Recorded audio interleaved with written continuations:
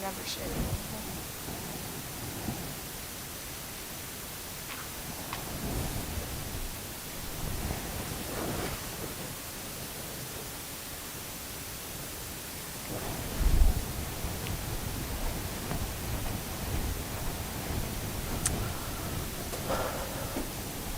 All right, well, let's go ahead and get started this morning.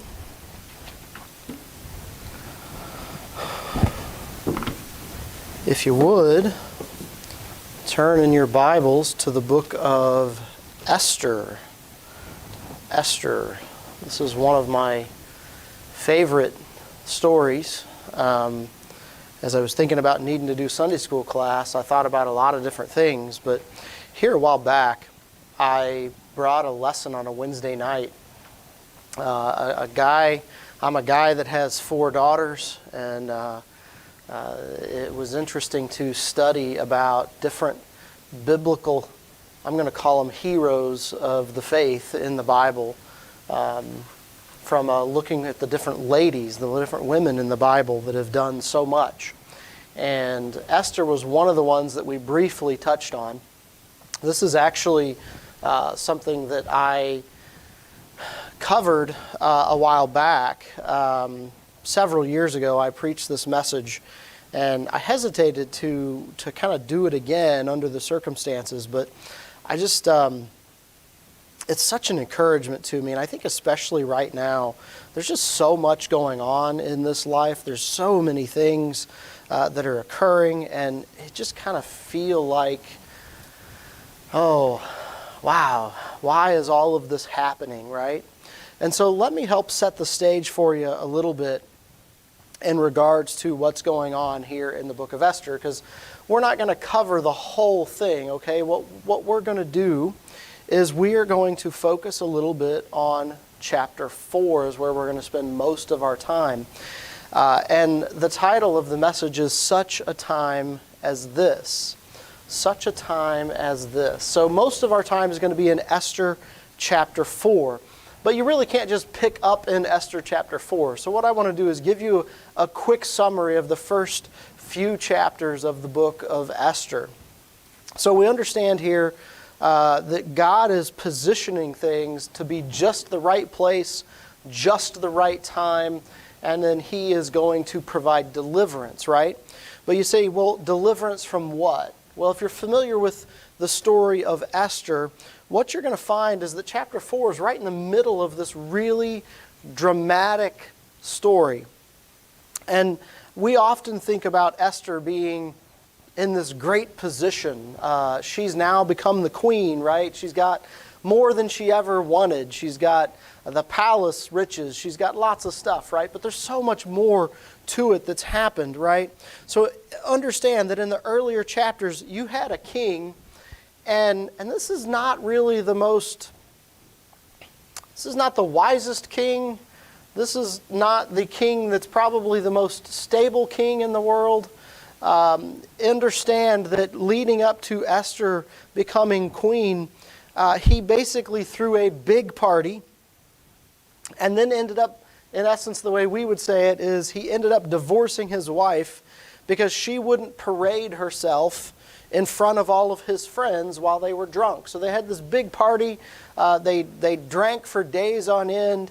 And then basically he was showing off all of his wealth and all of his power. And he was showing off all of the stuff that he has. And he decided that he wanted to take his queen, his beautiful wife, and he wanted her to come and basically parade herself in front of his friends to show off what he had.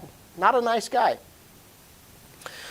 Basically, this king, after he did this, after he's paraded his wife, his queen, and tried to get her to parade herself in front of all of his friends, he basically gets lonely again, and now he wants another queen. And so what they do is they scour the area, they find all of the beautiful women, and then they bring all of these women, and each one gets their turn to go before the king, and the king gets to pick which one he wants, right?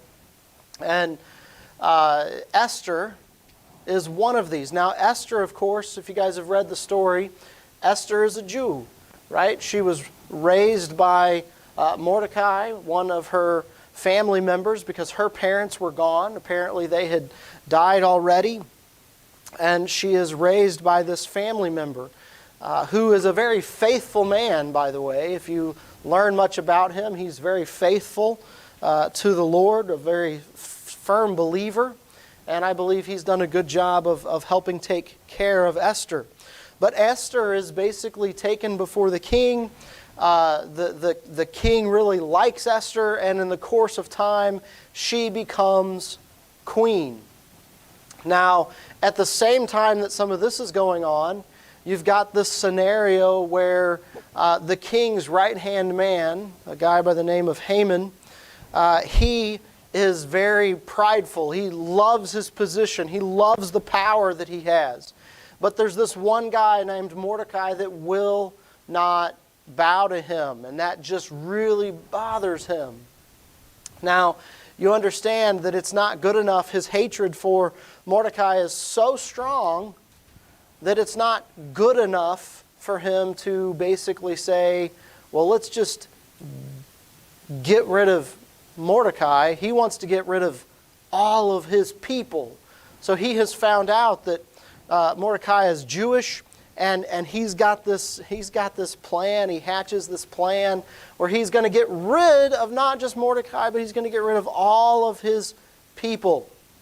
And he goes in with the king, and he talks about these people and how we need to get rid of them, and he talks the king into signing this decree where he's going to basically let Haman send out decrees to all of the provinces, and he's basically going to say, gather up the Jews and kill them. Men, women, children, all of them.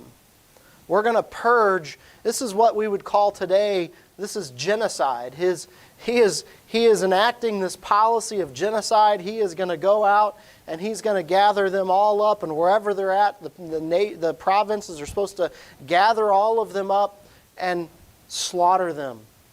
And so this is kind of the context of where we're at in this story. Pretty bad place to be, right? If it would be like, so for you girls sitting here on the front row, right? There's a couple things that have happened. One, every friend and every family member you have, no matter whether they're in a different state, a different country, they're going to be gathered up and they're going to be killed. And you probably would be too, right? Everybody you love, everybody that is related to you, everybody even not related to you but of the same nationality you are, they're going to be gathered up and they're going to be killed. Dark times, right? Dark times. Now let's imagine that one of you is living your life, you're happy, you've got your family, things are going well, and then suddenly somebody comes and knocks on the door and says, oh, Sierra, the king needs a new queen. You're coming with us. This would not have been a request. This would not have been a, do you want to come? Do you want to be queen? This would have been a, get your stuff. You're coming with us. And you're going to spend the next year preparing yourself to be taken before the king, and he's going to decide whether he wants that one, that one, that one, or that one, or you. And now the time has come, and the king says, yes, I like that one the best. That's the one I want. I like her. He didn't ask you, do you want to marry me? He didn't say, do you want to stay or do you want to go back home? He said, you're my queen now. We tend to think about this story sometimes with a little bit of rose-colored glasses at the first half.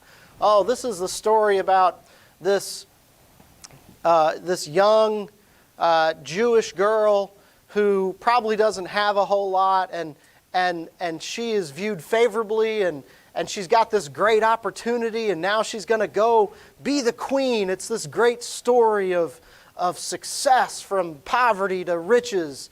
But you know, that's probably not exactly the way Esther felt. Remember the context of this. Remember the fact that what did this guy do with his last queen? He said, all my friends are here, and we've been having a great time, and we're drunk. We want you to come and dance for us. I want all of my friends to just stare at your beauty. And she said, no, I'm not doing that. And he said, well, good.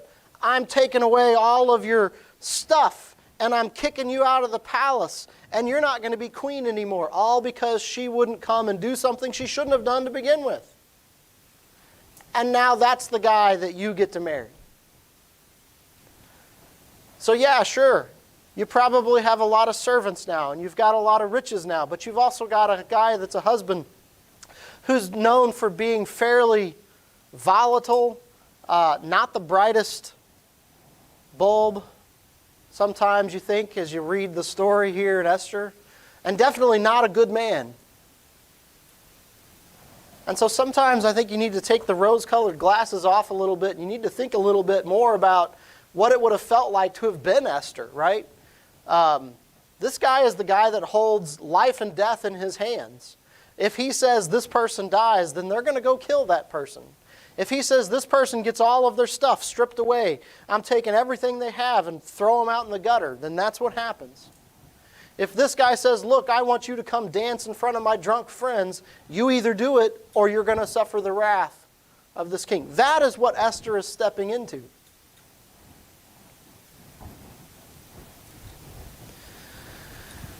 It couldn't have been a great time.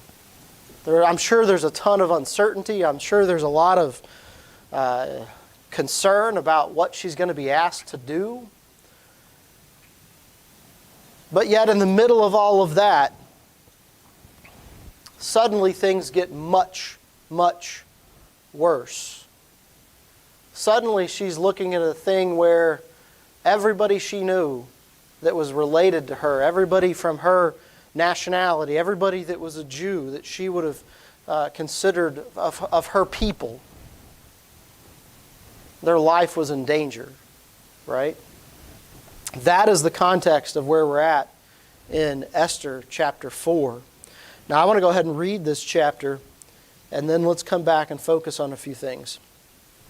In verse 1 of Esther chapter 4, when Mordecai perceived all that was done, Mordecai rent his clothes and put on sackcloth with ashes, and went out in the midst of the city and cried with a loud and bitter cry, and came even before the king's gate, for none might enter into the king's gate clothed with sackcloth.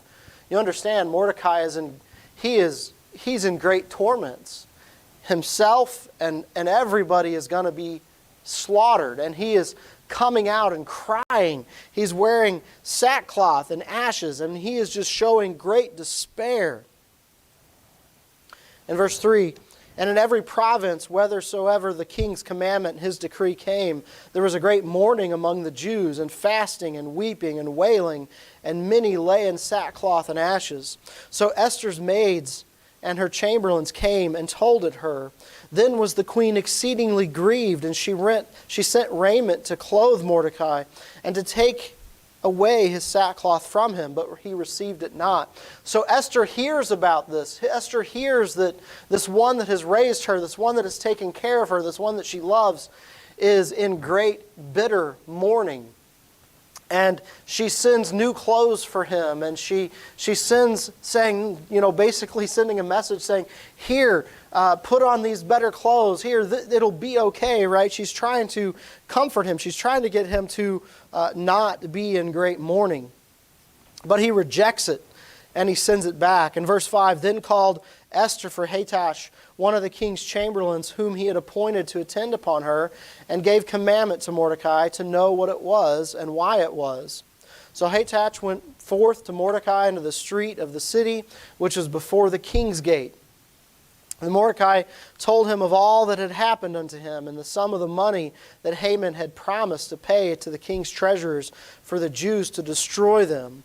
Also he gave him a copy of the writing of the decree that was given at Shushan to destroy them, to show it unto Esther and declare it unto her, and to charge her that she should go unto the king to make supplication unto him and to make a request before him for her people. So Esther sends this person down to talk to him and to find out what's going on. Mordecai sends a message back. He sends a copy of the new law that they're all supposed to be gathered up and killed. And then he sends this request to Esther. He says, Esther, I need you to go into the king, and I need you to beg for our lives. That's basically what he's saying. Now, think about this. Again, I talked about you girls on the front row, right? So let's just imagine that you're the one that got picked to be queen. It's all of the Jews, you're a Jew, and all of the Jews have been commanded to be killed. And yet you have now been asked to go into the king without being invited.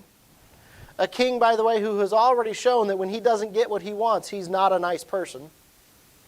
You are supposed to go into him, and you are supposed to plead for the lives of the Jewish people. Now, by the way, there's probably not a good way for you to do that without revealing the fact that you are Jewish.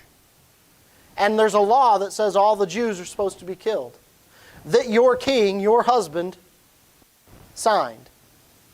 And you've just been asked to go ask your husband, hey, I'm a Jew. You've created this law to go kill all the Jews.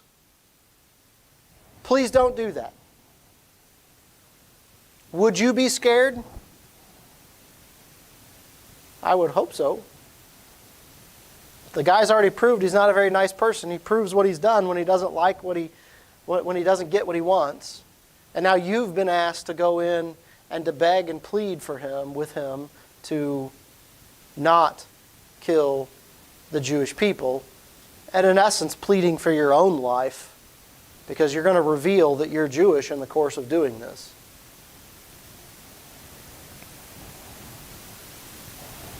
Now, at this point, in verse 9, and Hathach came and told Esther the words of Mordecai. Again Esther spake unto Hathach and gave commandment unto him, unto Mordecai. All the king's servants and the people of the king's provinces do know that whosoever, whether man or woman, shall come into the king, into the inner court, who is not called, there is one law of his to put him to death, except such to whom the king shall hold out the golden scepter, that he may live. But I have not been called to come into the king these 30 days. She not only says, as you think about it, the fact that she would, if she goes and tries to get him to give mercy to the Jews, she's probably going to reveal that she's Jewish, putting her life on the line. But it's not just that. They literally have a law that where the king is, in the inner court, if you go in there and he didn't ask you to come in, you will be killed unless he stops it.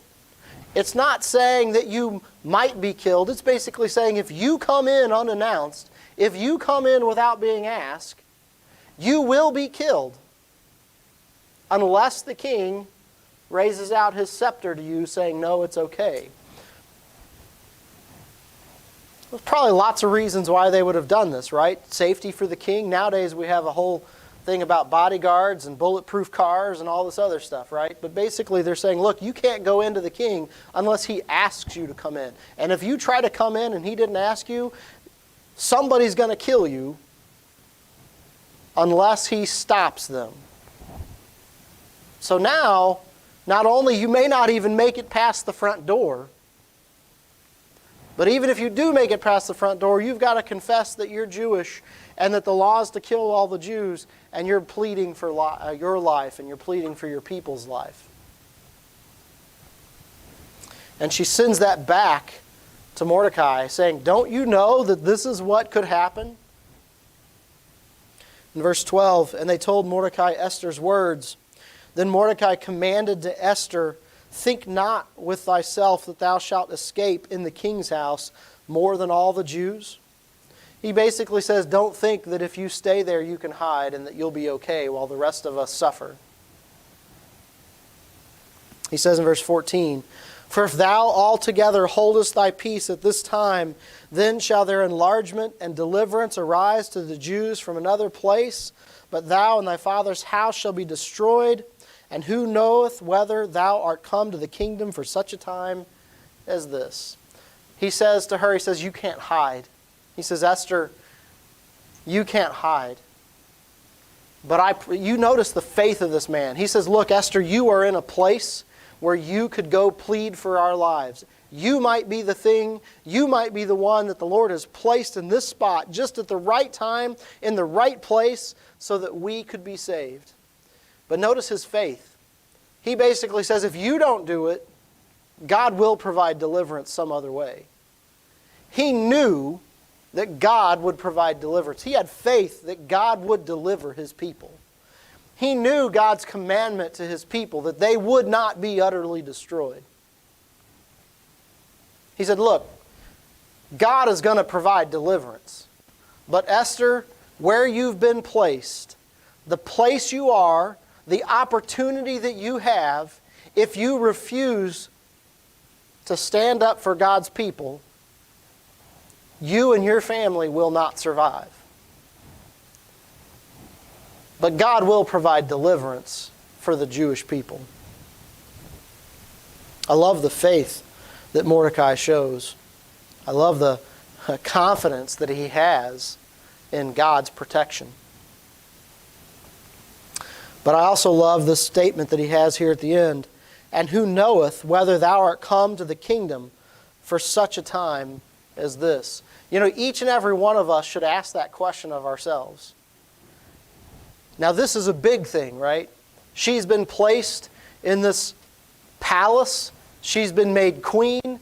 Now, none of us sitting in this room are in that kind of position of power. But you know what? When you look at your life, when you look at the things that you're faced with, maybe it's some small thing that your family's faced with, or a big thing that your family's faced with, or something that your church is faced with, or something that your local community is faced with.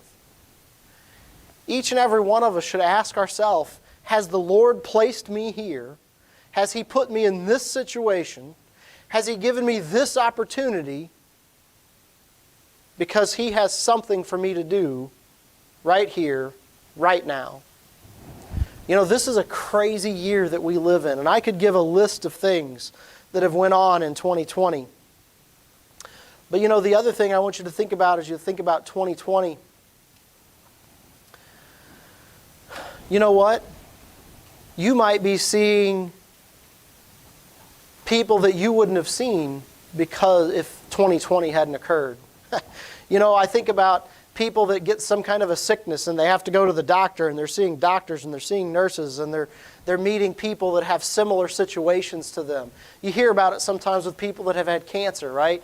That they meet doctors, they meet nurses, they meet other cancer patients, and in the course of those opportunities, they're able to witness to people that they never would have met if that hadn't happened. Is it possible that the Lord has placed you in that situation, in that time, in that place, because He has some work for you to do? Mordecai is reminding her that she's not there by chance. She's not there it just happened to be that way. But it's highly likely that the Lord placed her there in that situation because He knew what was about to come. And He was going to show how He could provide deliverance. Well, in your life, there may be things that you're faced with. There may be things that you've went through. There may be things that you're going through right now. Plenty of people going through a lot of things this year. It could be that you are in that position because the Lord has some bigger plan for you, or He has somebody that He wants you to reach. I think about this mission work. 2020 is a weird year to try to do a mission work because doors are closed. People don't want visitors. You're not supposed to be having large gatherings. There's just all this stuff that's going on. And you think, well, this isn't great. This isn't the way we'd foresee it. This isn't the way we'd want it. You know what? Maybe the Lord has prepared us or is preparing us, or the Lord has placed us here at this time because there is something He wants from us, something He's preparing this community for. Maybe we're here because this community is going to need us in a little bit. Maybe we're here because there's one person, one family that needs something, and we're going to be here at the right time.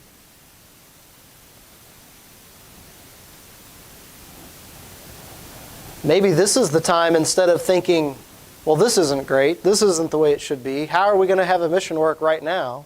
Maybe this is the time that we should be asking, maybe we're here for such a time as this. Maybe this is what the Lord had planned. What should we be doing? What can we be doing? How can we be a witness?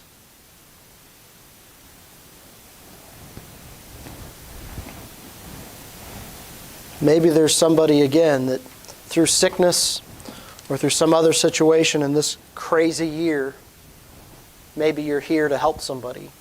Did you know that there's a lot of people this year that have really suffered, not physically, but emotionally and mentally?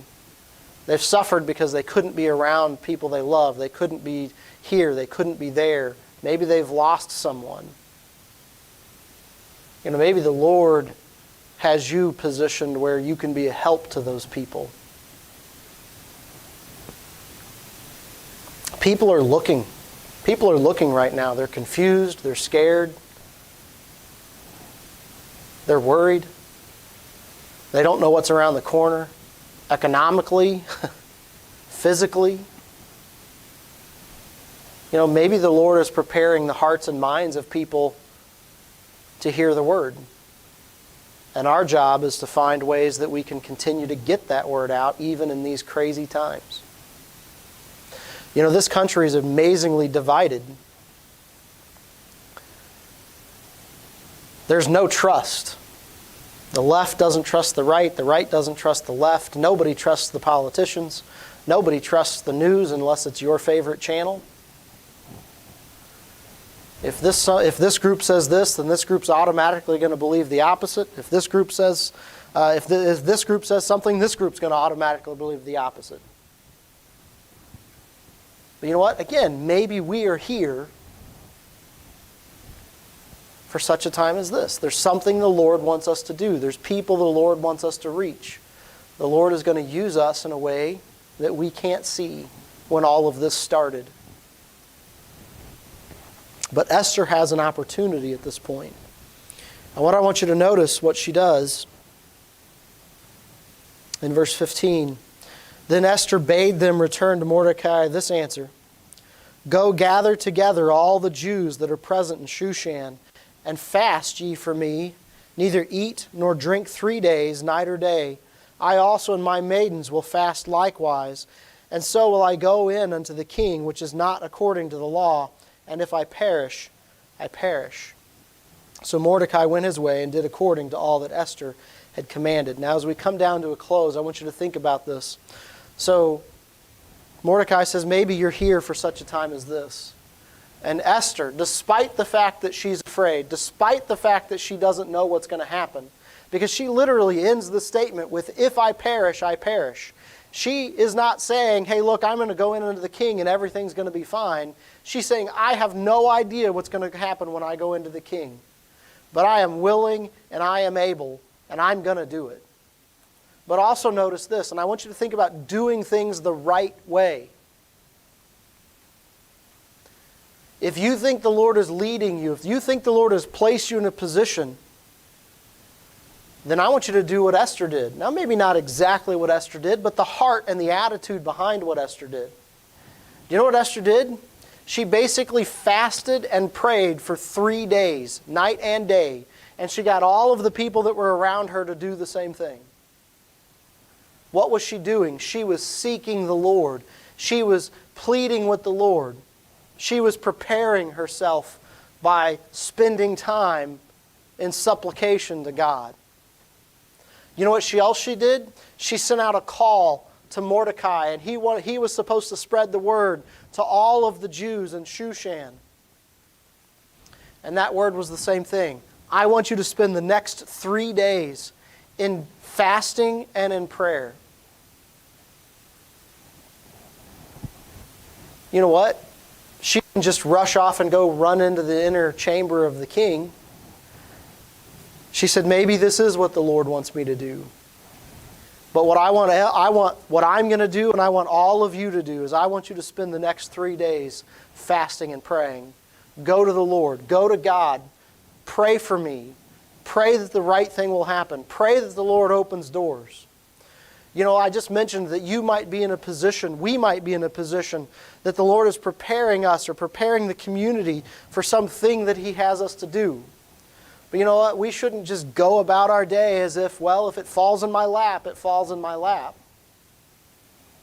As individuals, as a mission work, we need to be praying that the Lord would bless. We need to be going to Him and pleading with Him and asking Him to open our eyes to those things that we need to be doing and to give us the strength and the courage to go do it.